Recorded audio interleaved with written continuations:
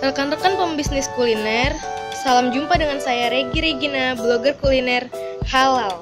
Hari ini saya akan mewawancarai pemilik bakso bom Mas Erwin Wonogiri, Pak Anke Dwi Saputro, yang akan mengulas bagaimana perjalanan suksesnya beliau mengembangkan bisnis bakso bom Mas Erwin. Mari langsung kita Assalamualaikum, selamat siang Pak. Ya, selamat siang Regi dan para pecinta kuliner di Indonesia. Ya, boleh wawancara sebentar Pak? Oh ya, silakan. Bagaimana sejarahnya bakso bom dari dulu sampai sekarang Pak? Ya, terima kasih Regi ya, pecinta kuliner di Indonesia. Jadi bakso bom itu awalnya berdiri tahun 1989 di Perumnas 2 Bekasi. Nah, itu digawangi oleh kakak saya yang namanya Pak Erwin.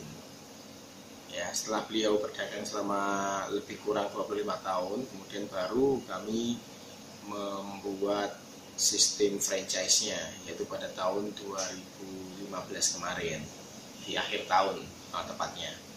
Nah, karena memang rasanya enak, Pak Erwin ini dari pedagang keliling, kemudian beliau bisa membuat toko sendiri atau outlet sendiri. Kemudian kita membuka cabang 2 outlet yang kita miliki sendiri. Dan 2 outlet itu selama kurang lebih 5 tahun ini terbukti ramai karena memang kita mempunyai keunikan dibandingkan dengan kedai bakso yang lain. Yang pertama adalah kami dari awal bahwa bakso bom Mas Erwin ini tidak pernah menggunakan bahan pengawet, bahan pengenyal, apalagi borak dan formalin. Tentunya kita tidak melakukannya. Kemudian yang kedua adalah sejak awal kita peduli pada kualitas rasa, di mana kita sejak awal bahwa komposisi kita itu adalah 10 kg daging dan 1 kg tepung, sehingga menciptakan cita rasa bakso sapi yang alami. Kami juga tidak menggunakan vetsin. Kemudian kita tidak juga menggunakan bumbu-bumbu yang buatan kita, semua adalah bumbunya alami, khas orang kampung dari Wonogiri. Apa keunikan dari bakso bom, Pak? Ya, Regi dan pecinta kuliner Indonesia, bakso kita yang pertama sejak awal kita tidak menggunakan bahan berbahaya ataupun bahan pengawet, apalagi borak dan formalin. Jadi bakso kita adalah bakso sehat. Lalu yang kedua bahwa kita baksonya komposisinya memang daging sapi alami ya, jadi 10 kg daging sapi untuk 1 kg tepung, jadi perbandingannya 10:1. Kemudian yang ketiga adalah kita menggunakan bumbu-bumbu alami juga, tidak menggunakan bumbu buatan. Jadi kalau cabenya ya cabai asli, ladanya lada asli, seperti itu. Kemudian berikutnya adalah varian kita itu, nomor 4 itu adalah variannya banyak, yaitu kita bakso isi-isi. Yang pertama adalah bakso isi cincang pedas, kemudian bakso keju ada, kemudian ada bakso urat, bakso telur, dan yang paling baru adalah bakso hati ayam. Dan kedepannya kita akan menambahkan varian-varian lain yang memang disukai oleh konsumen. Tapi tetap kita pada basisnya bahwa kita adalah bakso sehat yang alami. Tadi saya dengar Pak bahwa bakso bom itu sudah di-franchise-kan. Syarat-syaratnya apa saja ya Pak?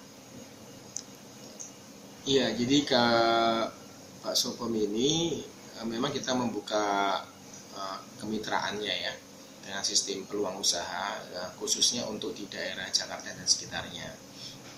Kita ada 2 paket. Yang pertama adalah paket warung bakso, yaitu senilai 45 juta. Sudah termasuk dengan gerobak, kemudian dengan panci-panci, alat masak, dan 200 porsi bakso pertama. Juga mendapatkan seragam, juga mendapatkan papan nama, dan dukungan promosi dan konsultasi sampai selamanya ya. Kemudian paket yang kedua adalah paket restoran modern bakso bom dengan menu bukan hanya bakso, tapi juga ada ayam, aneka bebek, dan aneka mie dan nasi goreng. Nah, ini kita paketkan 215 juta, sudah termasuk dengan interior, eksterior, dan bangku-bangku sekaligus semua peralatan yang ada di di restoran itu dengan luas kira-kira 50 meter persegi. Ya, kemudian syarat-syaratnya dari sisi individunya adalah bahwa kami memilih teman-teman pecinta kuliner yang memang mau menjalankan bisnis ini dengan full time, artinya tidak sambil bekerja. Apakah itu suaminya, ataukah istrinya, ataukah kerabatnya, harus ada kerabat atau keluarga yang terlibat langsung dalam bisnis ini sebagai penanggung jawab.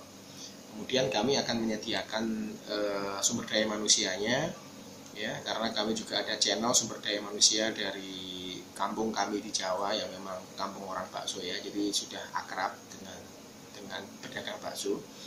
Kemudian kami juga akan berikan trainingnya bagaimana menyajikan bakso, dan yang paling penting adalah bumbunya semuanya dari kita, dan baksonya sudah matang itu dari kita, tinggal dipanaskan saja di setiap outlet yang menjamin bahwa rasanya di setiap outlet itu pasti sama. Dan kami juga melakukan delivery setiap hari dengan armada kami sendiri untuk melayani pesanan-pesanan bakso dari cabang-cabang kami sendiri di seluruh Jabodetabek ini, Mbak. Kira-kira rata-rata omset per harinya bakso bom itu berapa ya, Pak? Ya, Mbak Regi dan teman-teman pecinta kuliner, yang namanya bisnis pasti ada saatnya naik dan ada saatnya turun ya. Tapi sejauh kita sudah hampir 30 tahun ini, bakso bom konsisten ya, bahwa paling sedikit satu hari itu adalah 75 porsi, dan paling banyak bisa ratusan porsi, Mbak. Jadi di tempat-tempat kami yang ramai itu bisa sampai 250 porsi, 300 porsi setiap hari. Tapi sekali lagi bahwa kita tidak menjanjikan, Mbak, bahwa bakal mendapat porsi yang sefantastis itu. Tapi rata-rata ya antara 75 sampai 100 porsi sudah pasti.